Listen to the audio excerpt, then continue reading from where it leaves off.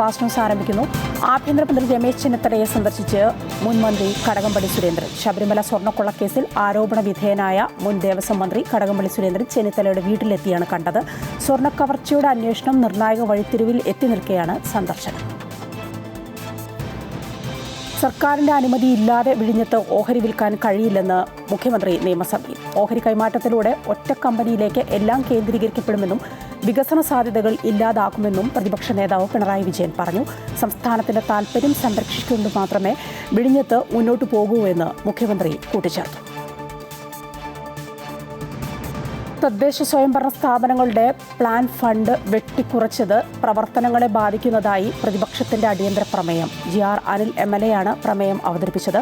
കഴിഞ്ഞ സർക്കാരിന്റെ ബജറ്റ് പുതുക്കിയാണ് പുതിയ ബജറ്റ് അവതരിപ്പിച്ചതെന്നും പ്ലാൻ ഫണ്ടിലെ 3ാം ഗഡു ഡിസംബറിൽ LDF സർക്കാർ നൽകേണ്ടതായിരുന്നുവെന്നും മുഖ്യമന്ത്രിയുടെ വിശദീകരണത്തിന്റെ അടിസ്ഥാനത്തിൽ സ്പീക്കർ അനുമതി നിഷേധിച്ചു. പ്രതിപക്ഷ വാക്കൌട്ട് നടത്തി.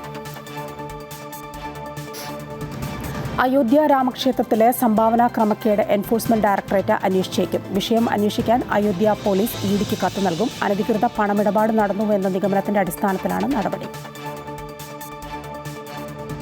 രാജ്യത്ത് തൊഴിലുറപ്പ് പദ്ധതിയുടെ കൂലി വർദ്ധിപ്പിച്ചു. കേരളത്തിൽ 360 മുതൽ 409 രൂപ വരെ വർദ്ധിക്കും. തൊഴിലുറപ്പ് പദ്ധതിയിൽ സമഗ്രമായ മാറ്റത്തോടെ VBG റാംജി പദ്ധതി ഇന്ന് പ്രാബല്യത്തിൽ വന്നതിന്റെ ഭാഗമായാണ് വേതനം വർദ്ധിപ്പിച്ചത്. വാണിജ്യ സിലിണ്ടറിന് വില കുറഞ്ഞു. 180 രൂപ കുറഞ്ഞ് 2951 രൂപയായി. ഗാർഹിക സിലിണ്ടറിന്റെ വിലയിൽ മാറ്റമില്ല. സ്വകാര്യ കമ്പനികൾ ഇന്ധനവിലയും കുറച്ചു. പെട്രോൾ വില ലിറ്ററിന് 5 രൂപയും ഡീസലിന് 3 രൂപയുമാണ് കുറച്ചത്. വ്യോമയാന ഇന്ധനവില 5 രൂപയും കുറച്ചു. സംസ്ഥാനത്ത് ഇന്നും മഴ തുടരും. കണ്ണൂർ, കാസർഗോഡ് ജില്ലകളിൽ ഓറഞ്ച് അലർട്ടാണ്.